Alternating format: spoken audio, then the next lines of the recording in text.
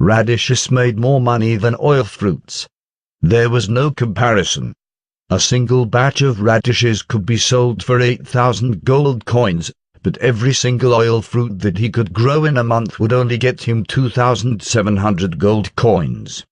But even if the Marquis Company was one of the largest firms on the continent, at most they would only be able to sell about 400,000 catty of radishes per month. After all, radishes cost 1 silver per catty, and many people couldn't afford that.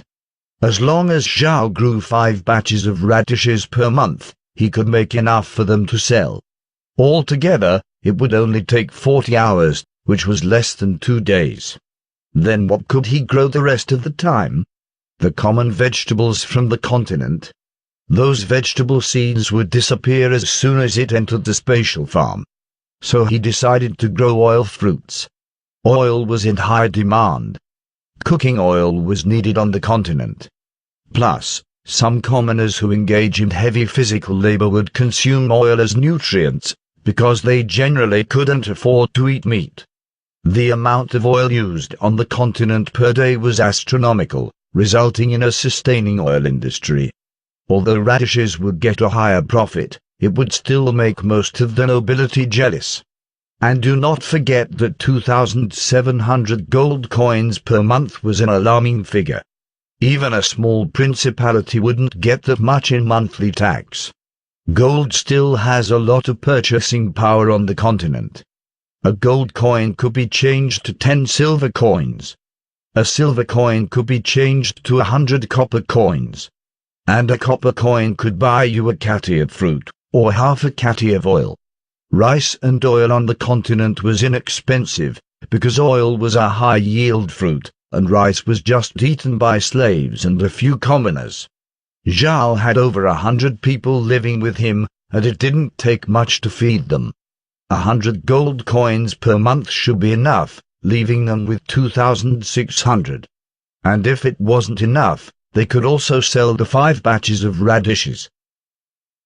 Even if they couldn't sell them at 8,000 gold coins, they could still try selling them at 6,000, which would result in an extra 30,000 gold coins per month. But Green knew, after discussing with Zhao about the characteristics of this farm, that Zhao wanted to grow things that would also help them raise fish, rabbits, and other creatures. They could obtain radish leaves from radishes and use it to feed the blue-eyed rabbits, but eating radish leaves alone wouldn't be enough. Sometimes they would need other kinds of nutrition. Once the oil was extracted from the fruit, it becomes one of the best feeds. Not only blue-eyed rabbits, they could also use it to raise a number of other spirit beasts. The most common ones on the continent were horses and cattle.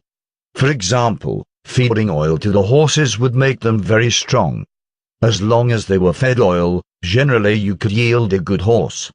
In addition, this type of feed could also be fed to some water-type spirit beasts. Some of these spirit beasts like to eat this oil, so it could be used for fish farming. These were the additional benefits that oil fruits could provide. It was because of these ideas that Green got so excited. He took a deep breath, and was suddenly laughing. The reason why he was laughing was because he had held it in too long. Before Zhao woke up, it was Green who was forced to feel the pressure of their decline. He thought that the Buda clan would slowly die out, and it was with this in mind that he desperately bought supplies to keep them alive. Although Zhao later changed it for the better, Green was still unhappy because the Buda clan didn't have a source of stable income. It was their fatal weakness. But after understanding this space, all of Green's concerns had vanished. Suddenly there was a shining sun sweeping away the hazy darkness in his heart. Zhao didn't stop Green, knowing that he needed to vent because he was so happy. After a moment, Green finally calmed down. "Master, after we go out, we can use the money from the magic radish sales to buy some things that we will need. Even if we harvest the oil fruit, we still need to buy a machine to extract the oil." Zhao nodded. "I know, but Grandpa Green, we still have a bigger problem we need to solve. Outside, there are spirit beasts from the carrion swamp. Even if our future plans are good, we can't do anything if we hide in this space forever. We still need to go out there and develop our territory. So how are we supposed to face the attacks from all those spirit beasts? Green frowned. He knew that Zhao was right. Their plans might as well be empty air foam disappearing in the wind if they couldn't think of a way out of the spirit beast attacks. But the question was, how could they solve it? There was no simple solution. Although Green was confident in their skills, he understood that it was impossible to conquer the carrion swamp. There was a reason why it was one of the 5 forbidden areas, and that even the continent's strongest couldn't conquer it. Going over it a few times, Green couldn't think of a good way. He sighed and sat down at the table, his ambitions just disappearing without a trace. Zhao also didn't have a solution about this situation. They were now too weak and small to resist against those spirit beast attacks. Looking at Green's low mood, Zhao suggested, "Grandpa Green, we could still take a look outside, just in case." He pulled up the screen, but Zhao's eyes couldn't help but shrink, because he could clearly see that there were green dots on the 3-dimensional map. Zhao immediately stood up.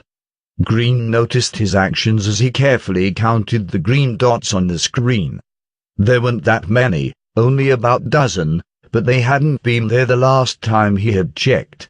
Marin's eyes were also firmly fixed on the screen. And Meg asked, "How come there are more of those things?" Green spoke up. "When I came to the castle, there weren't any undead spirit beasts, but there were a few wandering around the Black Waste. Perhaps they had chased after me." Zhao nodded, and pressed one of the green dots. The screen switched to the castle square where he saw several undead spirit beasts. "This is nothing strange, Master," Marin said. "Undead spirit beasts have a frenzied desire for fresh flesh. They could smell and feel the presence of living creatures. When Green came to the castle from the Black Waste, these undead would naturally follow him." Zhao knew she was right. He switched the screen to the living room where there was another undead wandering around. This undead spirit beast was crocodile-shaped, but it was only a skeleton made of glowing green bones.